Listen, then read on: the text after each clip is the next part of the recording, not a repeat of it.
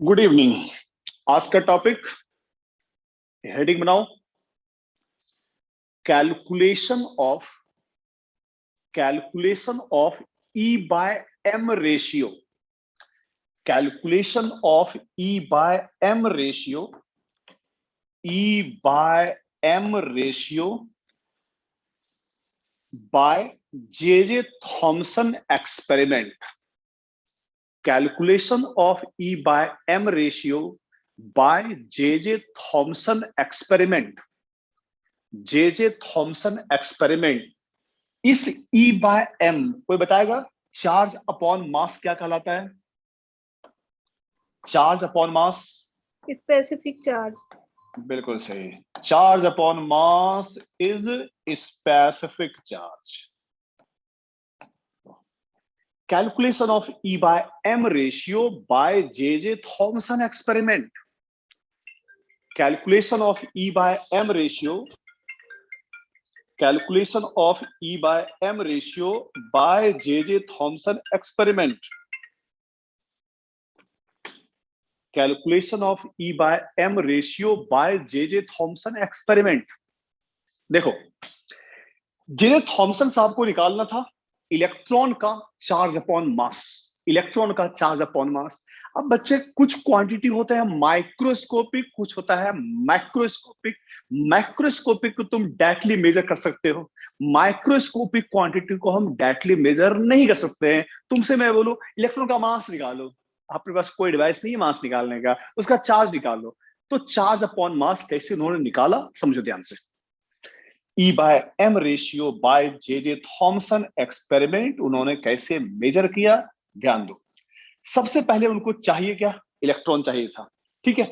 बताए थे electron can be produce by thermionic emission, photo electric effect, secondary particle emission and field emission. बताओगे इस NCERT के इस डायग्राम को देखकर कि यहां इलेक्ट्रॉन किस मेथड से प्रोड्यूस किया गया है? जल्दी बताओ, इस डायग्राम को देखो और बताओ इलेक्ट्रॉन इस डायग्राम में किस मेथड से प्रोड्यूस किया गया है? Field emission. बिल्कुल सही, फील्ड इमिशन। ये देखो क्या है, कैथोड। ये क्या है, anode. Cathode connected to negative plate, ये कनेक्टेड टू पॉजिटिव। जब ये बैटरी काफी ज्यादा, तो इस कैथोड प्लेट से क्या निकला? Cathode ray. क्या निकला? कैथोड रे, जो क्या था? Fast moving electron. ठीक है। इस बैटरी का वोल्टेज का नाम तुम वी दे देना। सॉरी, इस बैटरी का वोल्टेज का नाम तुम वी दे देना। ये बैटरी रहा वी वोल्टेज का, ठीक है। अब रहा वी वोल्टेज का, यहां से इलेक्ट्रॉन निकला, होल किया हुआ है, इलेक्ट्रॉन बाहर निकला। यहां से जब इलेक्ट्रॉन ये बाहर निकला वी स्पीड से, तो उसका स्पीड कैसे निकलेगा? लगाओ formula, electron volt is the unit of energy. तो यही किस में कन्वर्ट हुआ? Half M V square. तो ई बाय एम चाहिए था थॉमसन साहब को, तो ई बाय एम की value V square, E by M की value E by M equal to V square by two V. V square by two V, यहां तक पहुंच गए। अब बताओ, इस बैटरी का वोल्टेज हम डायरेक्टली मेजर कर सकते हैं। अब इलेक्ट्रॉन की स्पीड निकालने के लिए थॉमसन साहब ने क्या किया, ध्यान दो। अगर सामने कोई इलेक्ट्रिक और मैग्नेटिक फील्ड नहीं होता, तो इलेक्ट्रॉन ज्यादा सीधा। सपोज रखा गया इलेक्ट्रिक फील्ड, ऊपर का प्लेट प्लस है, तो जैसे इलेक्ट्रॉन यहां पहुंचा, ठीक है, यहां पहुंचा, ठीक है। अगर मैग्नेट नहीं होता, तो ऊपर का प्लेट ऊपर पुल करता, तो इलेक्ट्रॉन वहां पहुंच जाता, ठीक है। तो मैग्नेट नहीं होने की कंडीशन में इलेक्ट्रॉन ए पर पहुंचता, और चार्ज कैपेसिटर नहीं होने की कंडीशन में जब कोई चार्ज पार्टिकल मैग्नेटिक फील्ड में मूव करता है, तो याद करो थोड़ा सा, ठीक है, याद करो। तो सबसे पहले इलेक्ट्रॉन यहां पहुंचा, ऊपर का प्लेट प्लस, नीचे का प्लेट माइनस, तो इस इलेक्ट्रॉन पर ऊपर लगा इलेक्ट्रोस्टैटिक फोर्स, और मैग्नेटिक फोर्स कहां लगा? नीचे। इस पर मैग्नेटिक फोर्स लगा नीचे। मैंने क्यों बोला एनसीईआरटी डायग्राम गलत है? सीखोगे मैग्नेटिक इफेक्ट्स में, लेकिन फिर भी थोड़ा याद करो। एनसीईआरटी के इस डायग्राम के accordingly magnetic field north pole से साउथ पोल की ओर जाती है। तो यहां पर फील्ड किधर है? बाहर। मैग्नेटिक फील्ड है बाहर।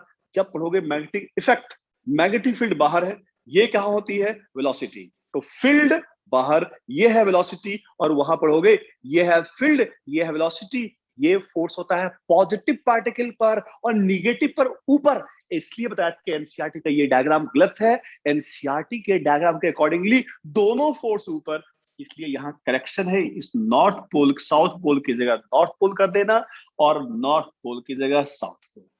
तो एफ ई ऊपर और एफ एम ऊपर, एफ एम नीचे। सपोज इलेक्ट्रॉन सीधे चला गया, तो ये तभी पॉसिबल है जब दोनों फोर्स एक दूसरे को क्या कर दिया होगा? Balance. So F E balanced magnetic force. ठीक है सर। इलेक्ट्रोस्टैटिक फोर्स कितना लगाता है? क्यूई। और मैग्नेटिक फोर्स का फॉर्मूला होता है क्यू वी बी। पढ़ोगे मैग्नेटिक इफेक्ट्स में साइन थीटा, और इस डायग्राम में थीटा 90 है। फील्ड, मैग्नेटिक फील्ड और ये वेलोसिटी दोनों परपेंडिकुलर है, theta 90। Anyway, gravitational field force लगाता है mg, इलेक्ट्रिक फील्ड फोर्स लगाता है QE, और मैग्नेटिक फील्ड फोर्स लगाता है QVB साइन थीटा। साइन 91 हो गया, Q और Q कैंसल। यहां से थॉमसन साहब ने क्या निकाला? वेलोसिटी ऑफ इलेक्ट्रॉन E/v, और इस V को उन्होंने यहां रख दिया, और फाइनली इस फार्मूले से उन्होंने निकाल लिया इलेक्ट्रॉन का specific charge V equal to E/b। तो E² डिवाइड बाय 2VB²। अब देखो RHS के सारे क्वांटिटी मैक्रोस्कोपिक है, जो तुम डायरेक्टली मेजर कर सकते हो। कैपेसिटर के बीच कितना इलेक्ट्रिक फील्ड होता है, अपने पास फॉर्मूला है, बहुत सा तरीका है। तो अब जो ये RHS में सभी क्वांटिटी डायरेक्टली मेजर कर दिया किया जा सकता है। जब सभी की वैल्यू उन्होंने रखा, तो उन्होंने क्या निकाल लिया? इलेक्ट्रॉन का E/m, और उन्होंने ये देखा कि जितने भी इलेक्ट्रॉन थे सभी के लिए वैल्यू वो सेम आ रहा था। उतार लो। यही है J Thomson experiment by for E/m ratio. J Thomson experiment for E/m ratio.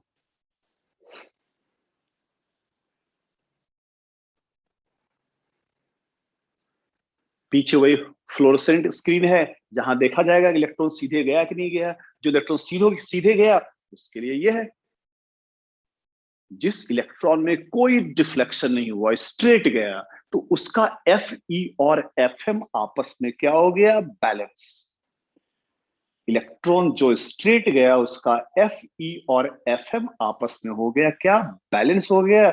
तो इस मेथड से उन्होंने निकाल लिया इलेक्ट्रॉन का E/m रेशियो। यही है E/m ratio by J Thomson experiment.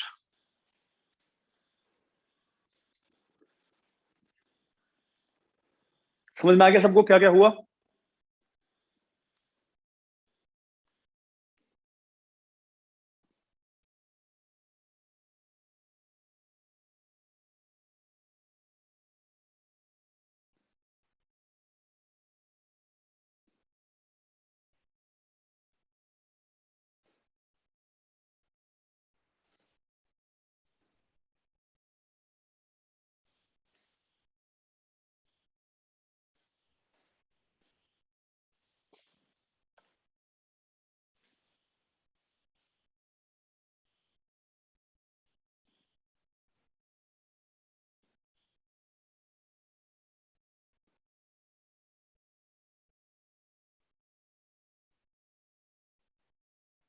अरे जवाब तो दे दो, समझ में आ गया तो। Yes sir. Yes sir.